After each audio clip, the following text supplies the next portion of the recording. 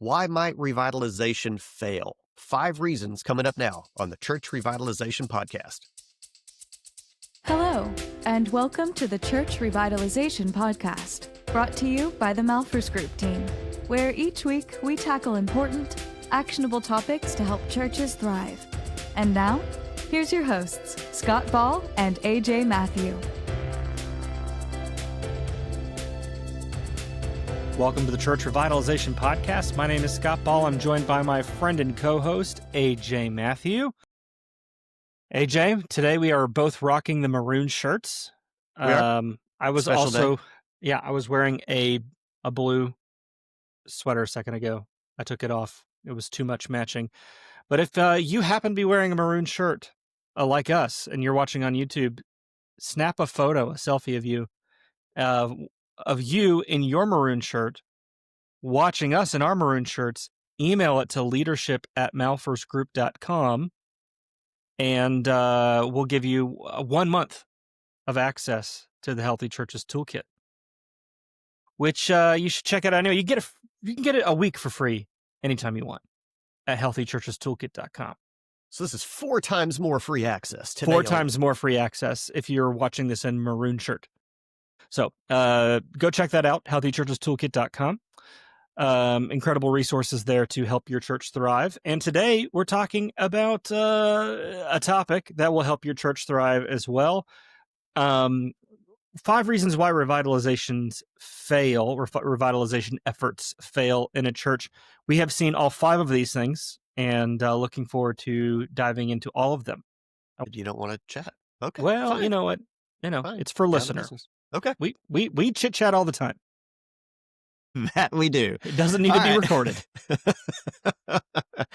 Our first reason that revitalization may fail is confusing activity with progress. So busyness, lots of things happening, and maybe even targeted things happening, but not things that would progress your revitalization process. This could be either during your planning work, or if you make it into an implementation phase, that can do it as well. A lot of revitalization planning takes too long, Scott. People spend months and months and months planning. And I think the reason for that, now sometimes churches might take this on, they might read some books, and that's good, and do that. I mean, can't see him just off camera, we've got a bunch of revitalization books, a lot of them by our founder, Aubrey Malphurs. And then a church says, all right, we read some books, let's do this. But they haven't necessarily put together a plan for how we're going to go about it. Like, what are the topics we're going to cover? How are we going to make decisions on things? And so it just extends and extends and extends.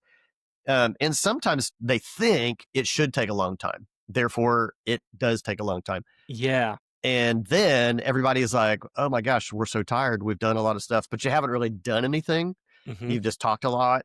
Right. And so sometimes it fails because you never even get to implementation. Sometimes you get to implementation, but then the meetings are just repetitive without targeted goals, and we never get any traction. Yeah, totally. This is very common.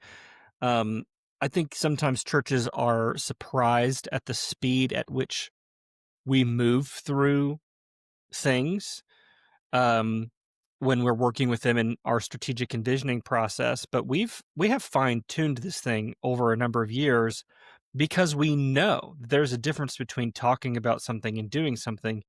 And it's way easier to make adjustments to plans as you are executing them than it is to get stuck talking about things in the abstract or at the conceptual level for a long time. So there's a law of diminishing returns on how good a plan is going to be the longer you talk about it just by talking about it. If we work on our mission statement for 3 months, is it really going to be that much better? The answer is no, it's not. There's not going to be a value on that, but people will have felt like, wow, we really sunk a lot of time into that. But your church isn't any healthier because you spent 3 months instead of 3 hours, refining your mission statement. One of the things that I mentioned this already, but we emphasize with churches is that just because we move through planning quickly doesn't mean every decision has been made. You are constantly revising plans and making decisions as you go. And that's really important. And I think that this is not just unique to revitalization or to church strategic planning. It's a difference in kind. I think that's a lot like the tech world, for example, does this all the time. They're constantly like, let's beta test this. Let's implement this change. Oops, we hit a bug. We'll fix it. They don't wait until the thing is perfected before they release it. They release a version that works, and then when they hit things that don't work, they make changes. And take that same attitude. It's like, don't think you have to have every detail figured out before you hit go. You're going to hit mistakes, then just fix them as you move along. Because the one thing you have when you do that, AJ, is you have wisdom. When you are executing on something, or I'm sorry, when you're just talking about something in the abstract, you don't know all of the variables because it hasn't hit real life yet. Once it gets exposed to real life, now you've got variables that you couldn't have known if you spent an eternity planning. So I think that this is a very common thing. Churches want to take a year and a half to plan their revitalization. And we work very hard to try to get that planning phase down to 3 months. And then we're by month 3, we're executing. And that's important. Yeah, absolutely. And speaking of beta testing, if you are in the Healthy Churches Toolkit Yeah. as a subscriber, This month that's we're right. gonna start. That's right. We've got new version of the toolkit coming out early in 2026, and you'll be able to beta test a lot of new features now. So do that. All right. Our second revitalization fail potential is in demographic mismatch of the church. So, and many of you you're going to feel this one for sure, that the location that your church is in, the surrounding community, neighborhoods, part of the city, however big that might be, isn't what it was 30, 40, 50, 100 years ago. And so the church hasn't moved, but the community has changed. And so, I mean, this is a big topic. This is a big thing. But if you're going through a revitalization process and you're not taking that into account, and you're trying to come up with some way of making old things work again, like that's more of your goal. How do we come up with a way of doing what we've always done slightly differently and getting different results, and not accounting for your community being different? Your revitalization process is going to fail. Totally. So this has to be a part of the context by which you engage in these conversations and, brainstorm ideas. We've got to have demographic information. We've got to be living in reality so that we can plan for the future based on facts and reality, and not trying to generate something that is probably impossible because the situation has changed. Yeah, and I think another, I guess, similar to this mistake, I think some churches recognize the demographics have changed. And so they'll say like, oh, we need to do some things that will impact our neighbors. But they do it almost in trying to be kind here, but almost like in a paternalistic way where I want to do good things for these neighbors in my community, but I don't actually want them to go to church here. Like, I want them to come to an outreach event at the church, but I don't want them here on a Sunday morning. I don't want them in my Sunday school class. I don't want them in my small group. I don't want to see them on staff. I don't want to see them on a board. Those are different things. To try to just do good things for our neighbors who look different than us, who are in a socioeconomic status different than us. I guess that's good if you want to do good things for them. But what's required in a revitalization is it's going to transform the demographics of Sunday morning.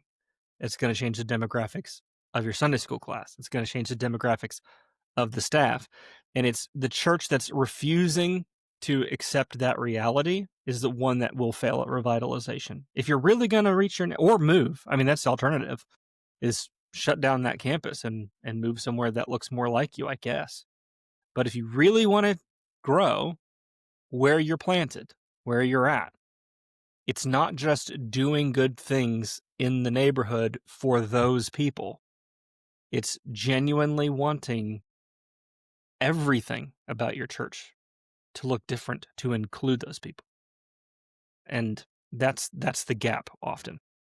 Yeah, yeah, for sure. That's a conversation that has to be had in a lot of churches, so that we're all actually working together, towards the same goals, and with the same heart. So, yeah, And I'm that's an not, important but one. I just want to be clear, I'm not calling anybody racist or something like that. I'm just saying that everybody feels more comfortable with people who have shared life experiences to them, right?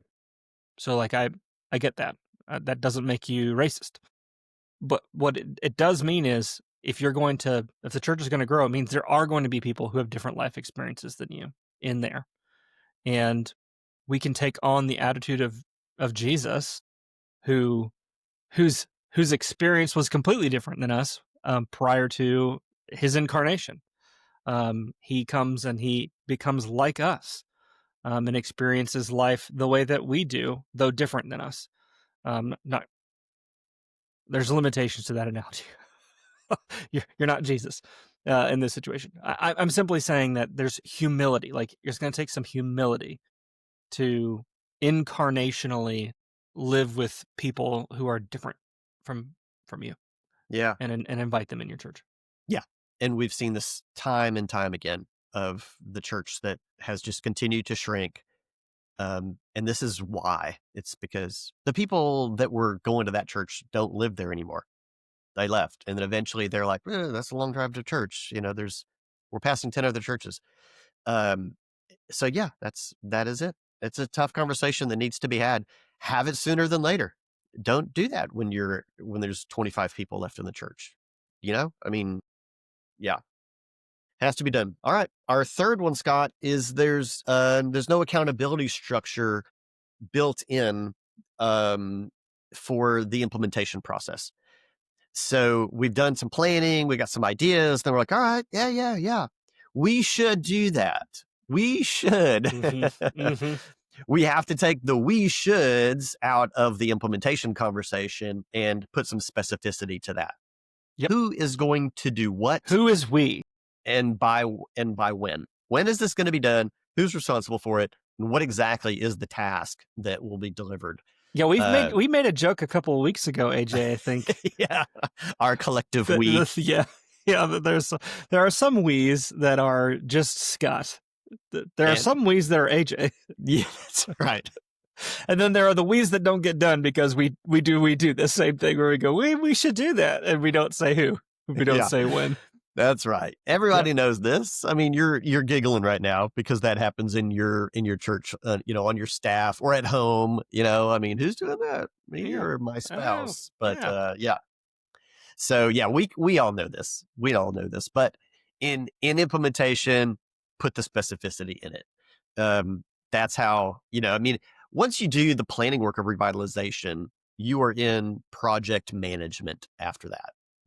These are project management things, and it has to happen very much like it would in any other organization or group of people that is not a church.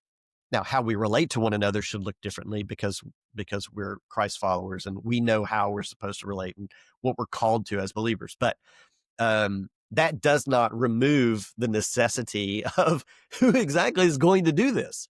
Yeah. When are they supposed to get that done? This is just how things get done. And churches want to be too soft about that sometimes. And that's why revitalization fails. Totally. Yeah. I mean, our implementation process in strategic envisioning is one of the very few areas where we are extremely prescriptive, not in what you are implementing, but how you do it. We give very specific instructions, and it's the key to success. The churches that follow it to a T succeed. The ones that follow it to some degree see some success, and the ones that don't follow it at all don't succeed as well. They see. I mean, there's the planning alone generates some benefit because at least you have some unity around direction. Like you have this sort of like feels like we're kind of on the same page. So there is benefit from that, but the maximum benefit is when you follow the implementation process precisely. And yeah, so if you're curious on how to do this, reach out to us. But we have a very prescriptive implementation process that we've honed over the years, and it works extremely well for the churches that follow it. Yeah. Well, you know what, Scott? If you're a Toolkit subscriber, if you have a Plus account, we've got a course. We have a course built in on strategic envisioning, which includes the implementation phase. That is true. You could learn a lot over there. So that's something you could do. Okay. Our last two are related. They're both around decision making. And the fourth one is our fourth revitalization fail today is in your board structure, preventing change or severely delaying change where you lose momentum. Polity issues in the church can hinder decision making.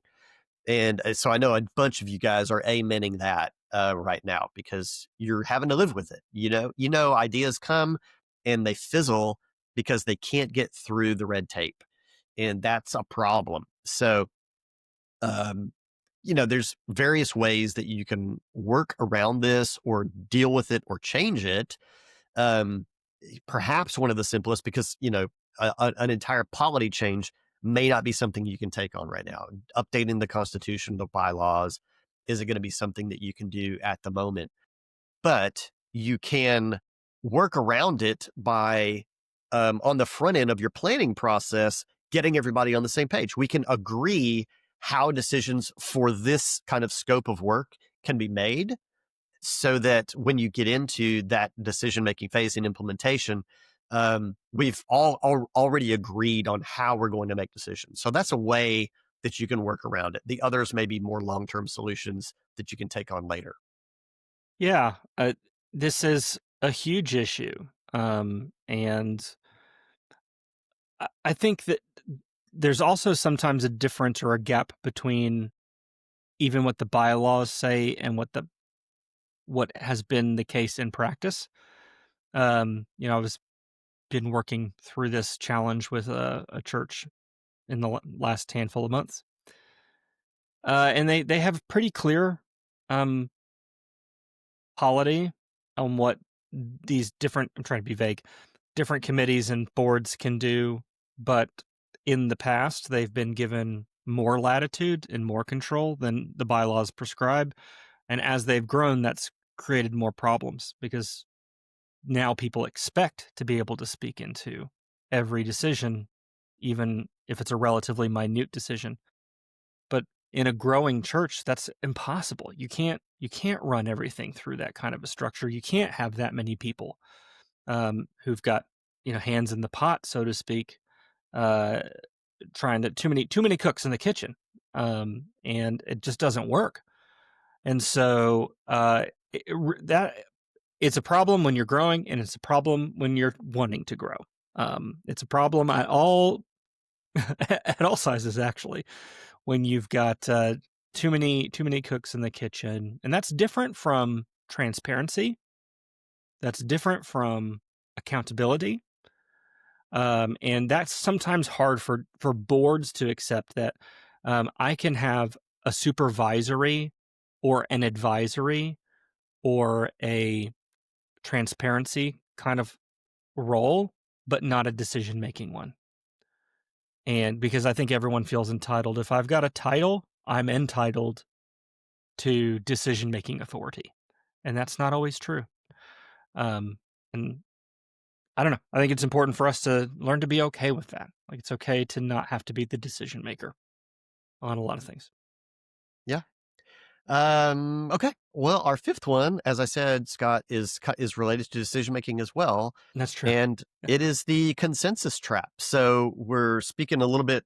This could be, and most commonly would happen, maybe in two different forms. If you put together a revitalization team, hopefully not a committee, maybe you put together a revitalization team, which we would recommend if you're following our process. That's exactly what you would do. You need to define your decision-making process for that team. if you're a congregational polity church and you have to have the congregation vote on things, this consensus trap can completely derail the process, if not delay it. And so requiring 100% agreement on everything is a slow process. And you need to hopefully be able to define some parameters before you start on this as to what types of decision making would need that level of consensus. This 100%, either 100% consensus or unanimity that just we all agree on every detail or we can't move forward.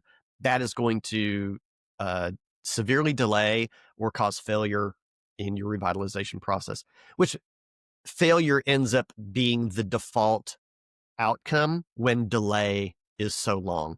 Mm-hmm. You really at that point you haven't done anything, you're unable to move forward.